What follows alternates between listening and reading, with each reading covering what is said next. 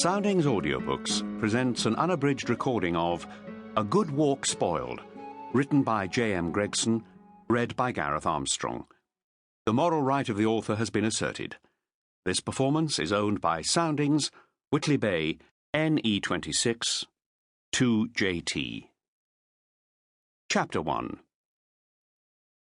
Bloody ball! Bastard bloody ball!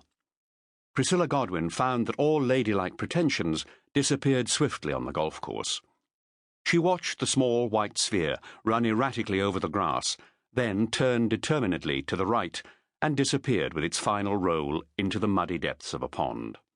Bloody, bloody, bloody bastard ball! Her voice rose towards a scream with each repetition, so that heads turned towards her from adjoining fairways. Experienced eyes divined swiftly what had happened. Heads nodded sagely before returning to their own concerns. Routine golfing frustration. Nothing to get really worried about. The poor woman would no doubt be all right in a day or two. The three people who were playing with Priscilla knew that she was normally a quiet, reserved 30-year-old. Even now, in the depths of her suffering, her vocabulary had not lapsed into the vehement obscenities which were familiar to her male companions. Only the repetitions and the rising decibel level had marked the intensity of her frustration, the degree to which achievement had failed to meet with aspiration. The four gathered to stare into the depths of the pond, watching the ripples spread out towards the irises on the far side of the water, as if concluding some unspoken golfing ritual. Priscilla stared malevolently at the spot where her ball had entered the pond. Another ball gone. I'd be lucky to complete the round at this rate. Oscar Wilde was right. Golf is nothing more than a good walk spoiled. Paul Young glanced sideways at her thunderous face. He knew that it was Mark Twain who had offered that observation, but it did not seem a good time to correct his golfing partner. She still held a 5-iron in her hand, and she might not miss the larger target of a human head. He said instead, "Leave this one to me, Pris. I am almost on the green in 2. Supercilious sod, thought Priscilla. Smug bastard. No wonder his wife has chosen to play with someone else. I don't know what I'd do without you, Paul, she said, accurately, but acidly. Golf is a great game for cementing friendships. The other female in the four looked up at the blue sky and flying white clouds. This sure beats a day in the lab, whatever we score, she said cheerfully.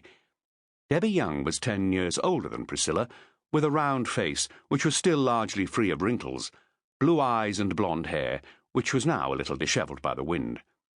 She was buxom rather than plump, and the brown and white trousers and yellow sweater she wore emphasised the fact.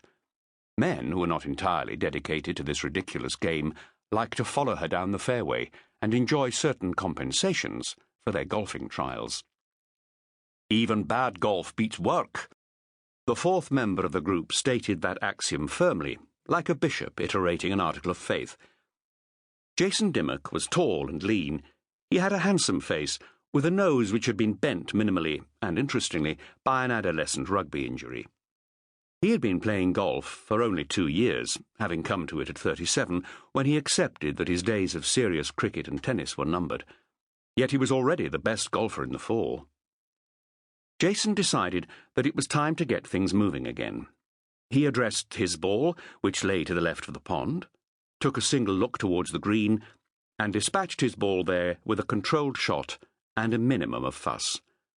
Good shot, said Priscilla Godwin, after a pause to gather the shreds of her sporting resources. Looks like this hole will be between the two men. The sweet smile she directed at Debbie Young was not wholly benevolent. The game proceeded. Priscilla Godwin, for no apparent reason, played a little better. Her colleagues noted even minimal improvements and complimented her upon them, like diplomats nervously accepting every opportunity to avoid the disaster of open war. The two men fought each other steadily as the round progressed. The two women made occasional unexpected and unpredictable contributions to the struggle. Fierce contest was maintained beneath the brittle banter. To keep listening to this audiobook, I've left you a link in the description so you can do it, at no cost thanks to Audible's 30-day free trial.